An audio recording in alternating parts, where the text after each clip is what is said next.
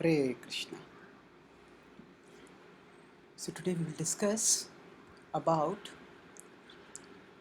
the song of prayer that Srila Prabhupada composed on the Jaladuta, the ship that took him to America. As Srila Prabhupada approached the Boston Pier on this ship, so all alone, about to do something historically unprecedented, give the message of pure devotion to Krishna to a highly materialistic Western society. This song reveals Srila Prabhupada's consciousness. What was his contemplation? In fact, when a warrior is about to go for a war, the thing that the warrior thinks about most is the weapons. Of course, the strategy to use the weapons is there also, but the weapons are important. So, weapons and the strategy, how they are going to be used. So, this song reveals Prabhupada's war strategy. The song was actually composed by Srila Prabhupada with nobody to hear him. He was all alone. Only person hearing it was Krishna. And in fact, for some time, the song was lost. Later on, it was just discovered almost accidentally. Of course, it was not accident, it was serendipity. It was a divine providence. And that the profoundly devotional heart of Srila Prabhupada and his faith in the process of pure devotion is revealed in this song. So let's look at it. So Boro Krupa Koile Krishna Adhamera Prati Ki Lagia Anile Hetha Koro Ebe Gati. Boro Krupa Koile Krishna. Krishna, you have been very merciful to me.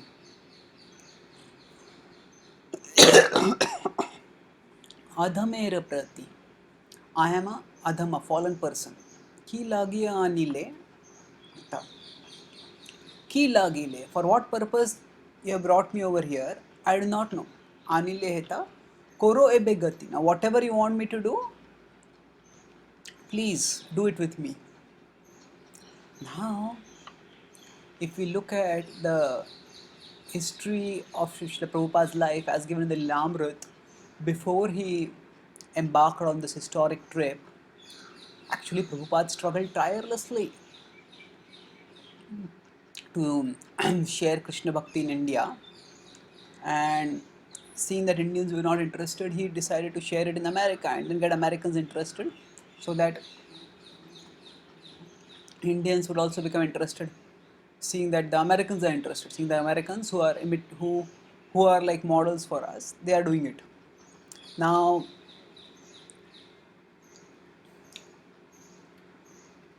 Srila Prabhupada talked with thousands of people practically during his outreach, and he mentioned to them that he had a desire to go to America, and Prabhupada did not have funds, he did not have contacts, he did not have assistants, and yet we see that he endeavored tirelessly.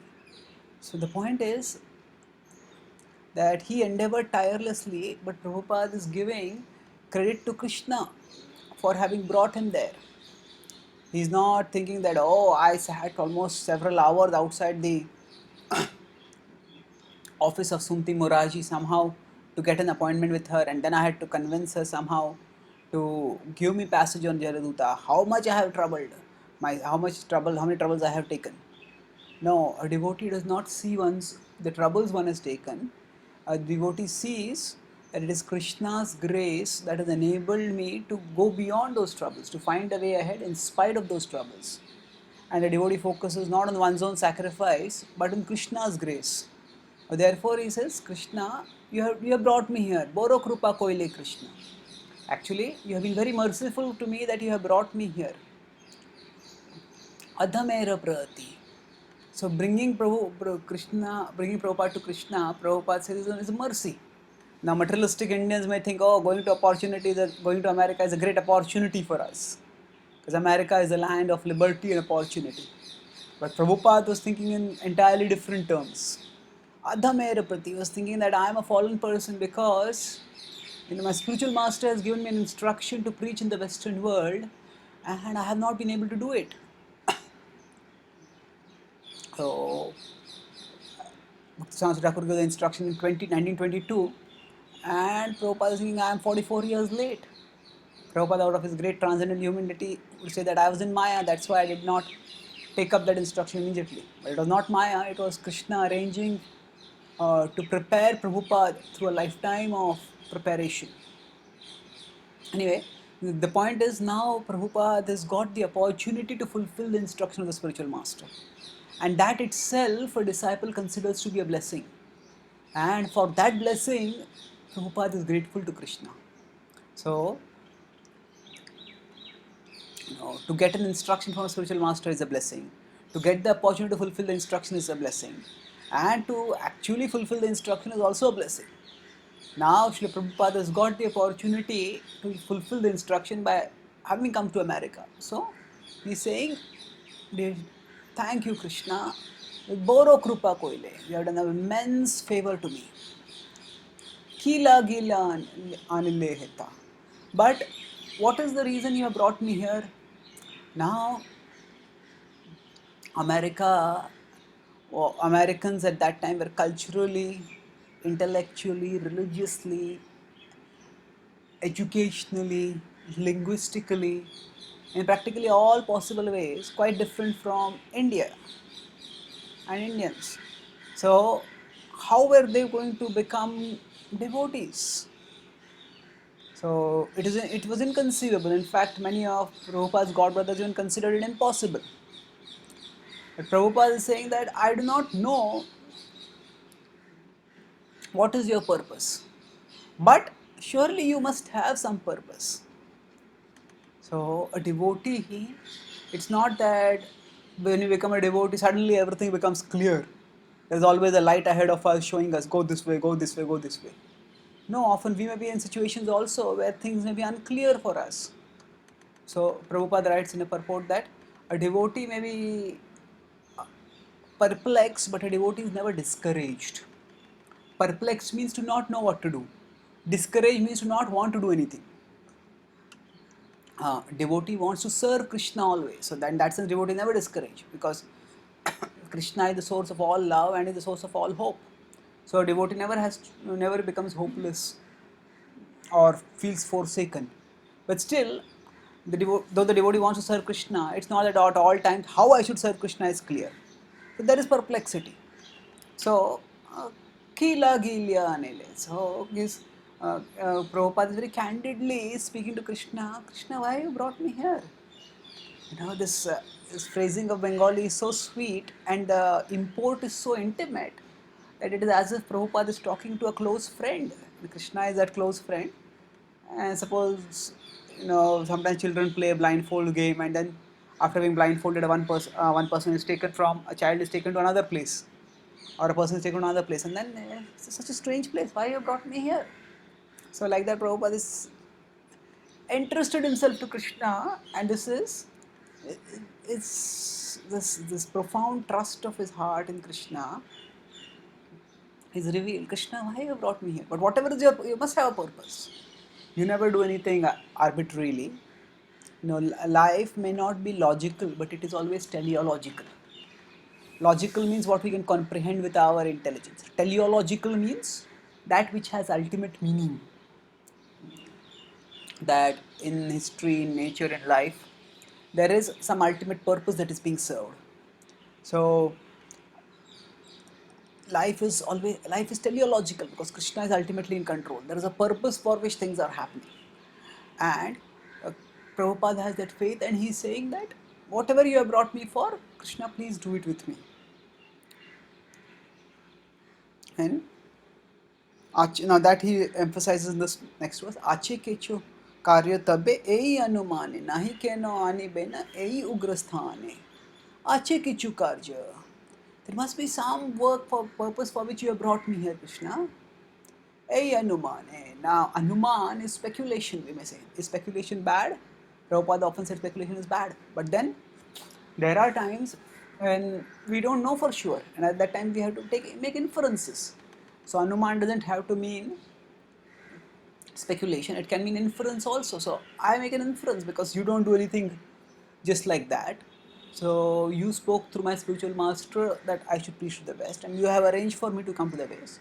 Therefore, you must have some work for me, Krishna.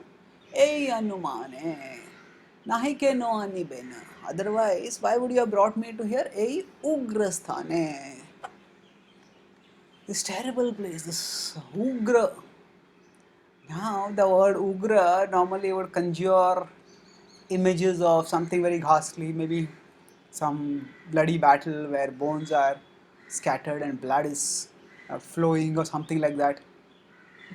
The skyscraper lit skyline of America with its smooth roads and flashy cars and overall opulence.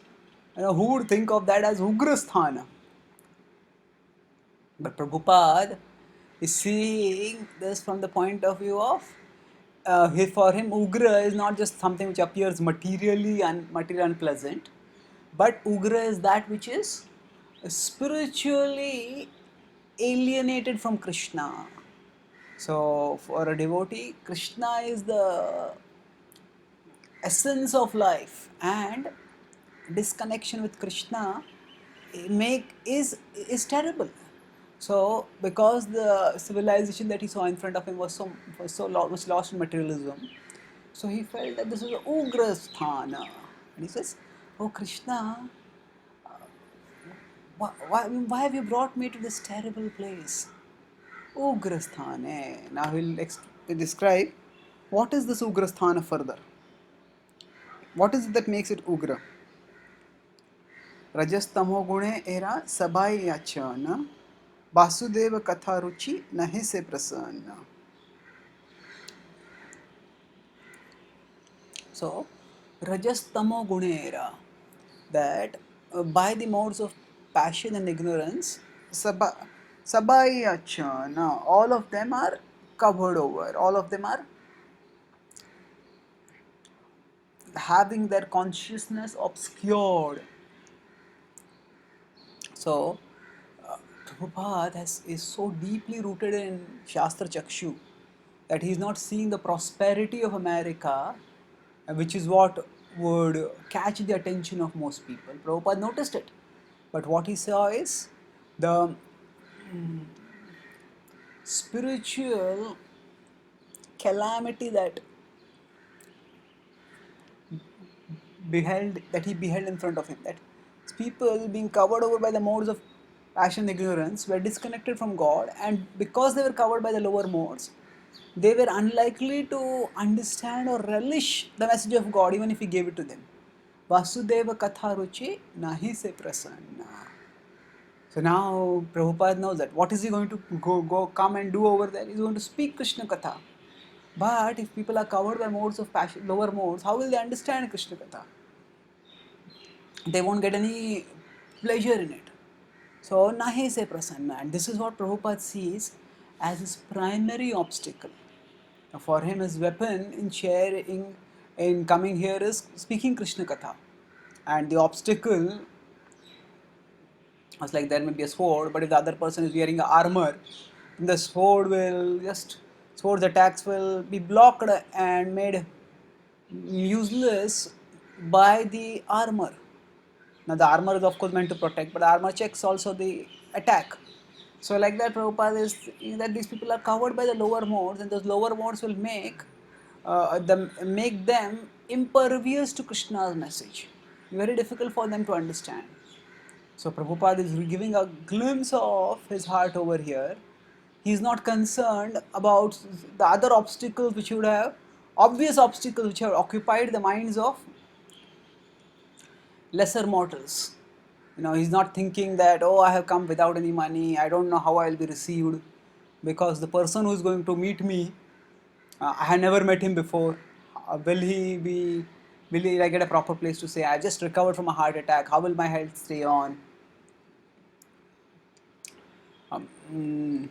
He's not thinking of any of these things, in any of the considerations of roti kapda makan. Now, food, clothing, and shelter, they are actually going to be grave challenges for Srila Prabhupada because nothing is guaranteed. He, as we know, went just with 40 rupees, which are practically less than just a few, 1 or 2 meals worth in America. First of all, they were not even convertible because there were not many Indians in America at that time. And so Indian currency is not convertible also.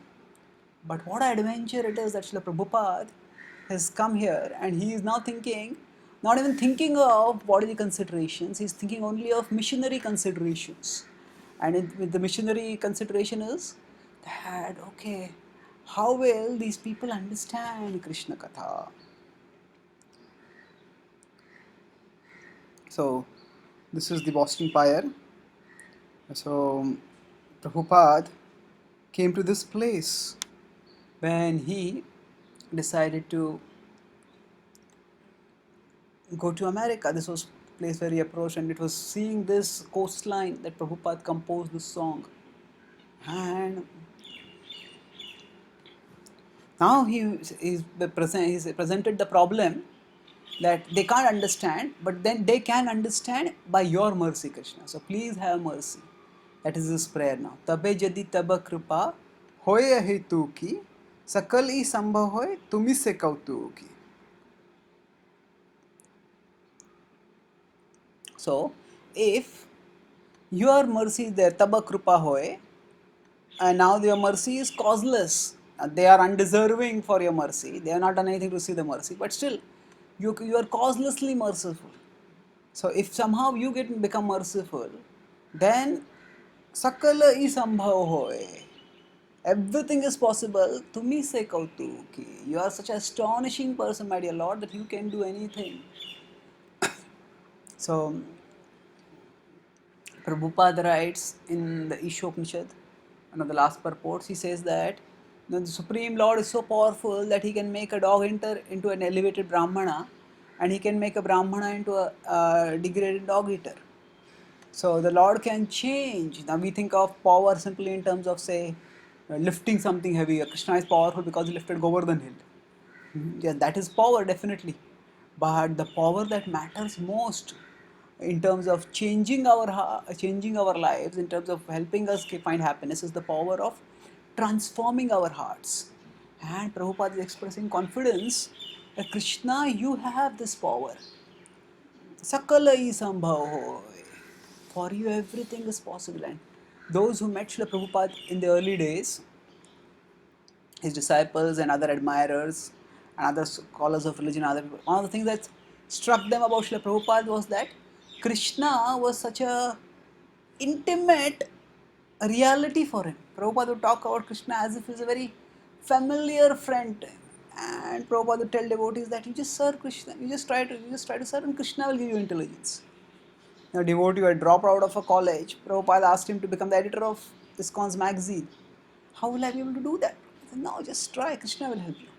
And Prabhupada quoted, Dam buddhi yogam tam. Krishna will give you intelligence. So a devotee's self-confidence is actually not self-confidence, it is Krishna confidence. Now, I may not be capable of doing things, but Krishna is capable of doing anything and everything. And I have faith in Krishna. So Krishna, sakala I sambhav hoy. For you everything is possible, and you can even make these people, who are covered by the modes of passion and ignorance, you can even make them understand your message. की भावे बुझाले तारा बुझे से ही रस एत कृपा करो प्रभु कोरी निज बश की भावे बुझाले. How will they be able to understand बुझे से ही रस?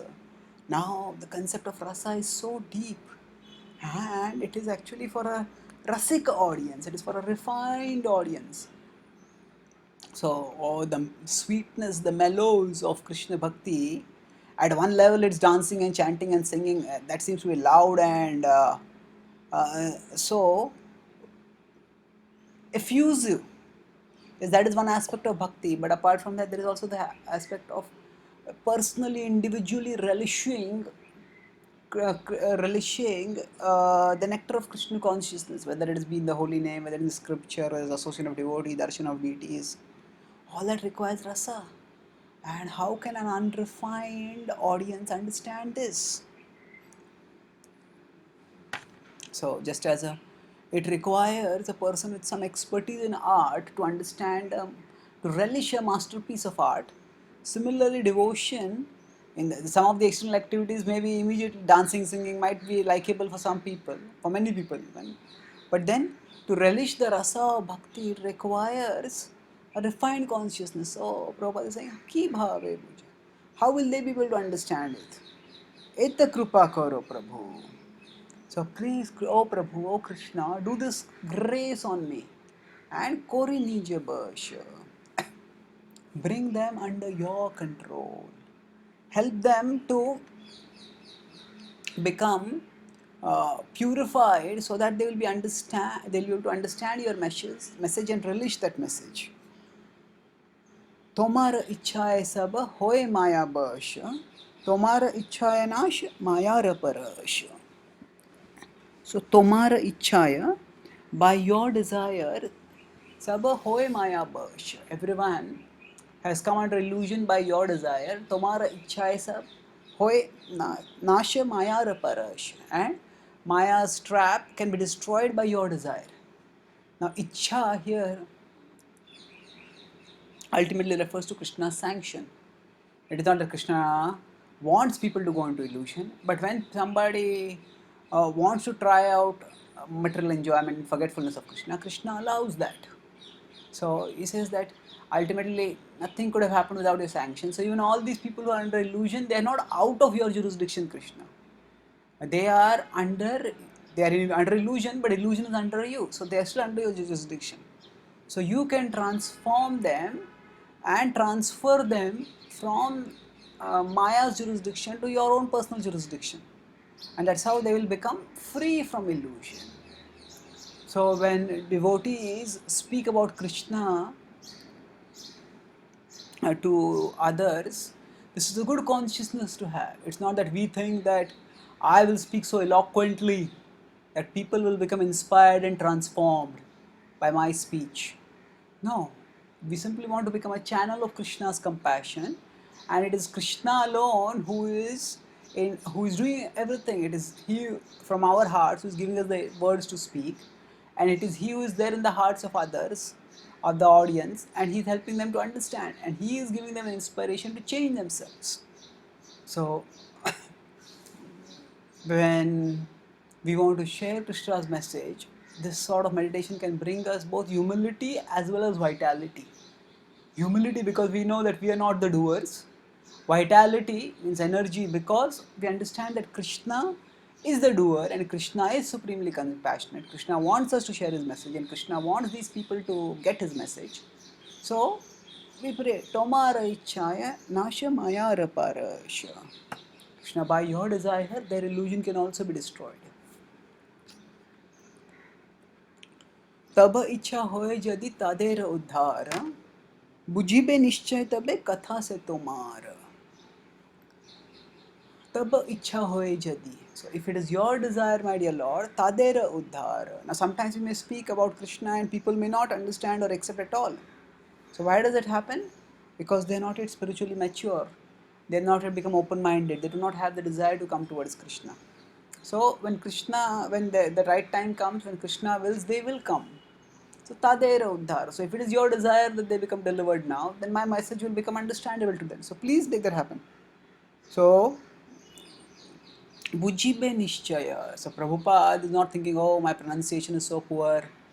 When Indians go to America, they often give TOEFL, and before that they try to train themselves so that they can remove their Indian accent and speak more like American, and thereby make themselves more intelligible and more appealing to Americans.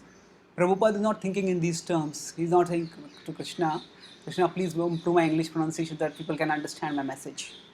He's saying that, Krishna, if you desire, then bujibe, then they will be able to understand. Bujibe nishchaya tabe katha se tomar. And he's not even saying they will understand the classes that I will give. He's saying that they will understand your katha. So Prabhupada is clearly saying himself simply as an instrument for Krishna.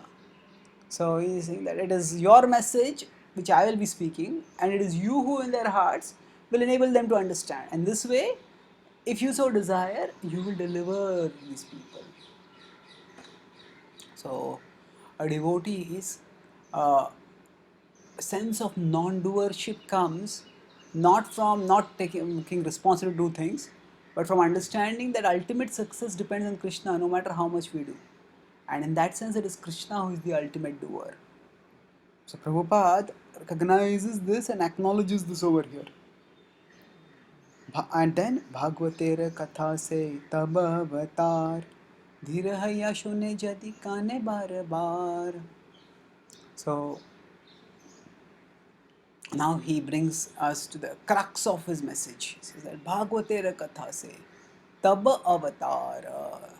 So Krishna, you have descended as the Bhagavad Katha. You are manifested as the message of the Bhagavatam. And just as you are omnipotent, the message of the Bhagavatam is omnipotent. And what happens if somebody, Shunna jadi kane bar bar, if one hears again and again, then the result is dhirahaya. One becomes sober. The word dhira comes many times in the Bhagavad Gita. Dhiras tatra namuhyati. A dhira person is not disturbed by bodily changes because that person understands that my real existence is beyond the body. So, what the Bhagavad Katha does is not just give us an intellectual understanding. Yes, it does give us an intellectual understanding of our transcendental identity, but along with that, it elevates us to a higher level of consciousness. It elevates us to spiritual consciousness by which we can understand experientially, we can realize and relish experientially higher non-material enrichment as devotional fulfillment in connection with Krishna. And by that, we realize, oh, this is so fulfilling that material pleasures are insignificant and material problems are also insignificant. Yes, they may concern me at times because I have to live and serve in the material world, but they don't have to disturb me because at my core, I'm an indestructible soul and I am forever safe with Krishna. Krishna always loves me and I can love him back. And our life of love can go on no matter what happens in this world. So by hearing Bhagavad Katha, we start realizing and relishing Krishna's love for us, and we start developing love for him and relishing that love too. And in that way, we become dhira, we become sober towards other things. So Prabhupada is saying here that this is his faith. Yes, these people are materialistic, they are covered by the lower modes, but if somehow they keep hearing Bhagavatam again and again, then they will all become sober. So this is the essence. Prabhupada went to America and then traveled all over the world to give Bhagavad Katha and help people to become sober. Now Prabhupada goes into the Bhagavatam and here he speaks verses from the second chapter of the first canto, wherein he speaks verses which talk about how how the process of hearing works. So Prabhupada puts these Sanskrit verses in the middle of his song. So he's not concerned so much about original copyrights. Oh, it's my song, nobody else should take it. And I should not quote anybody else. No. He's simply concerned about conveying the message that is important for the audience to hear. So he's spoken the message which he wanted to speak himself, beseeching Krishna. And now he's further expressing his confidence in the weapon that he's going to use. That weapon is outlined in the Bhagavatam. Among all the sections of the Bhagavatam, the ones that Prabhupada quoted the most, that is 1.2 section, 1.2.6 to 22, where Prabhupada explains that this verses outline dharma, the way to transcendence. That's then in a book by that name, Prabhupada lectures on these verses have been compiled together. And Prabhupada is telling over here, he's quoting some of the verses over here to illustrate this point that how the process of hearing, how by Bhagavatar Katha one can become dhirahaya. That process is described now by Srila Prabhupada. Shruvatam Sakatha Krishna Punya Shravana Kirtana Hridyantastoya Badrani Vidunoti Sahrutsatam. Shruvatam. When we hear Swakatha Krishna, Krishna is present in our heart only. And if we hear his message, Punya Shravana Kirtana. Now, just hearing and speaking about this message is auspicious. But further, Hridyantastoya Badrani, if one hears about it eagerly, intensely, then the anarthas in the heart. What happens is Krishna enters into our heart and then illusion has to go out of our heart. Illusion can have no place in our heart. Hridyantastoya Badrani Vidhunoti gets completely washed away because Krishna is our well-wisher. Suhrut Satam. Satam is the spiritualists, the devotees ultimately. So Krishna is their Suhrut, he is great well-wisher. So Prabhupada is outlining the process that he is going to use based on the Bhagavatam. So what happens when one starts hearing Nashtaprayeshu Bhadreshu Nityam Bhagavata Sevaya Bhagavati Ruttamash Bhaktir Bhavati Naishtiki. So once devotion becomes extremely strong, it's an irrevocable fact. And Bhagavati Uttama Shloke, and to that Lord, who is Uttama Shloka, Bhaktir Bhavati Naishtiki. So if we regularly serve the Bhagavat, hear the Bhagavat and serve the Bhagavatas, then most of the anarthas from our heart will be removed. And strong, irrevocable devotional service will be established in the heart. So Prabhupada continues to outline the process. Now in his Bengali song he mentioned how the mode of passion ignorance is will make things difficult for his audience to understand. Now he's saying that nothing is beyond the jurisdiction of Krishna consciousness. So even for this problem there is a solution. A solution is, yes, hearing is difficult, it is not relishable if you are covered by the modes of passion ignorance, but if one keeps hearing, then that hearing itself destroys the lower modes. तदा रजस्तमो भावः कामलोभादयश्च ये चेतैतैरनाविद्धं स्थितं सत्त्वे प्रसीदति. Rajastamo bhavaha, the lower modes, Rajantama, and they are manifested as kamalobhadayasya, as lust and greed. Cheta etair anavidham. So from the consciousness these get removed. Prabhupada says that as long as lust, anger, greed are tormenting us, that means we are not spiritually advanced, we are not absorbed in Krishna. But once we become absorbed in Krishna, then the influence of the modes of passion, ignorance subsides, then we don't feel this torment in the heart, this pinch in the heart. Stitam sattve prasidati, and once this torment is removed, prasidati, we become peaceful, we become joyful, we become situated in the sitam sattve, in the mode of goodness. So, a person may be just sitting and hearing, but the sitting and hearing can bring about such dramatic transformations. Evam prasanna manaso bhagavad bhakti yogatah bhagavad tattva vijnana mukta sangasya jayate. So, evam prasanna manaso. Once the craving, one is free from the craving from material pleasure, one is situated in connection with Krishna, one feels joyful. Prasanna manaso. And then Bhagavad Bhakti Yogataha, one is practicing Bhagavad Bhakti also. Yoga, it connects us with Krishna, the reservoir of all pleasure. And then Bhagavad Tattva Vijnanam. Then initially one just feels joyful, but then eventually one becomes more and more cognizant of the reality. Who am I? What is my relationship with Krishna? Who is Krishna? He's so all attractive. And he loves me. And loving him is supreme happiness for me. So all this Bhagavad Tattva becomes a Vijnana. It becomes a realization.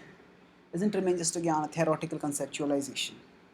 It becomes a relishable realization. And then as one starts relishing Krishna Bhakti, then one starts rejecting material enjoyment, material bondage, and in this way, Mukta Sangasya Jayate. One becomes free from Sangha, from material association.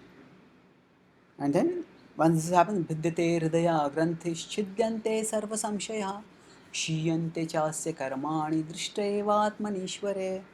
So this is very graphic Sanskrit. Vidyate Hridaya Granthis. The knot in the heart of attachment to worldly things, that is cut off. Normally we have two obstacles on the spiritual path at the subtle level. One is created by the mind, that is desires and attachments, and the other is created by the intelligence, which is doubts. So both get removed by the process of bhakti. So, Chidyante sarva samshaya, all the doubts get removed, all the attachment get removed. And then one no longer does any further karma. One doesn't do anything that will cause further bondage. So, Kshiyante chasya karmani. Drishtaivatmanishware. One understand that Atma is Ishvara, not the Parameshwara, but the Atma is the Ishvara in the sense that the soul is beyond the body. The soul is Ishvara, is controller. And in this way, one goes towards liberation. So now, Prabhupada, now after quoting this brief extract from the Bhagavatam, returns back to his verse analysis. Rajastamo hate tabe pahi be nistar, Rudayara Bhadra Shatya Guchi be tahar. So, Rajastamo hate tabe. If we just hear Krishna's message, then what will happen is the Lord modes will go Pai Benistar. They will get relief from the endless torments of material existence which one is subjected to in the lower modes.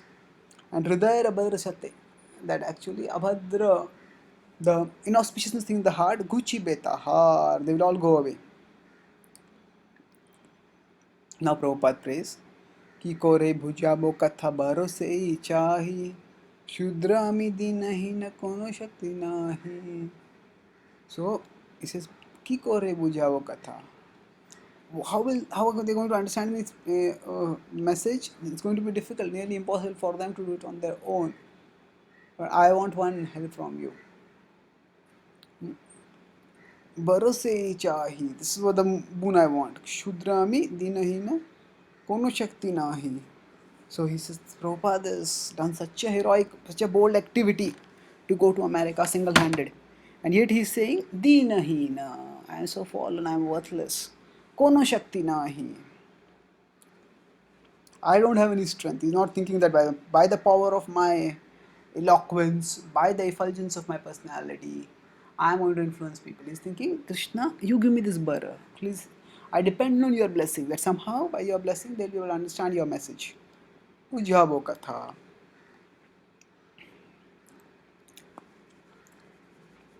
अथ चयने चो प्रभु कथा बोली बारे जे तुम्हारा इच्छा प्रभु करो यही बारे.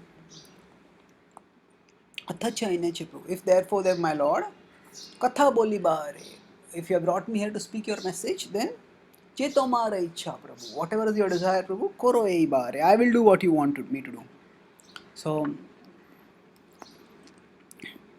this Prabhupada has a specific prayer, and that prayer itself is filled with devotion. But even the even his Markandeya Bhagavatam concludes with an admission that if this is what I think should be happen, but if you have some other plan, I'll surrender to you, my dear Lord.